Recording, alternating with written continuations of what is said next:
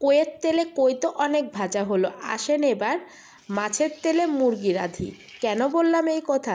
তাহলে ভিডিওটা দেখতে থাকুন, পরে বলবো বিস্তারিত। এখানে যে তেল আছে এই তেলের ভেতরে দিয়ে দিচ্ছি আমি মুরগি। এখানে আমি ছোট সাইজের 2টা মুরগি নিয়েছি। দিয়ে দিলাম কাঁচামরিচ ফালি, পেঁয়াজ একটু মোটা করে কাটা। আমি এটাকে চিকেন দো পেঁয়াজা করব। দিয়ে দিচ্ছি গোটা কিছু রসুন, আদা রসুনের পেস্ট, তারপরে জিরার পেস্ট দিয়ে দিলাম। এখন দিয়ে দিব হলো হলুদের গুঁড়া, লবণটা স্বাদ মতো দিয়েছি। তারপরে দিয়ে দিচ্ছি হলুদ গুঁড়া, লাল মরিচের গুঁড়া স্বাদ মতো।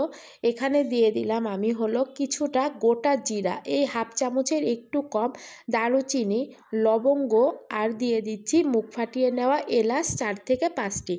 একটা লেবুর রস চিপে এখানে আমি দিয়ে দিচ্ছি। লেবুর রসটার কারণে না মুরগির ভেতরে অনেক সময় একটা গন্ধ লাগে অনেকের, সেটা লাগবে না।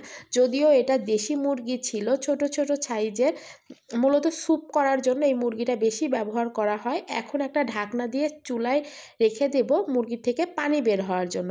যখন পানিটা বের হয়ে আসবে ঢাকনাটা তুলে নিয়ে এখন আমি এইটাকে একদম 10 থেকে 15 মিনিট কষিয়ে নেব, যেন সব মশলাগুলো গলে যায়। কেন বললাম আমি মাছের তেলে মুরগি রাঁধি, এটা এবার বিস্তারিত বলি। আমি সেদিন একটা মাছ চচ্চড়ি করতে গিয়ে তেলের পরিমাণটা খুব বেশি হয়ে গিয়েছিল। ভাবলাম তেলটা কি ফেলে দিব, তাই একটা কাজে লাগিয়ে ফেলি। ঠিক সেই সময় আমি মুরগিটা রান্না করে নিলাম। আর এটা যেহেতু দো পেঁয়াজা হবে, খুব বেশি ঝোল থাকবে না, মাখা মাখা হবে। এখন আমি এটাকে কষিয়ে নিতে নিতে যখন সব কিছু গলে গিয়েছে, আবার তেলটাও দেখব যে ছেড়ে দিচ্ছে মুরগি থেকে, আর সুন্দর একটা সুঘ্রাণ বেরিয়ে এসেছে, ঠিক এই সময় দিয়ে দিচ্ছি একটু মোটা মোটা করে কাটা পেঁয়াজ। এই পেঁয়াজগুলো না কলি কলি হয়ে খুলে যাবে। আর দিয়ে দিচ্ছি কিছুটা টমেটো সস। এই পেঁয়াজ আর টমেটো সসটা দো পেঁয়াজের টেস্টটা অনেক গুণে বাড়িয়ে দিবে।